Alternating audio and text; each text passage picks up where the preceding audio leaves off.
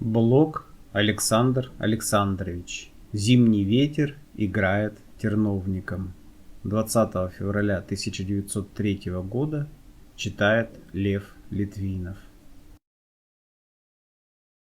Зимний ветер играет терновником, задувает в окне свечу. Ты ушла на свидание с любовником. Я один. Я прощу. Я молчу. Ты не знаешь, кому ты молишься. Он играет и шутит с тобой. А терновник холодный уколешься, возвращаясь ночью домой. Но, давно прислушавшись к счастью, у окна я тебя подожду.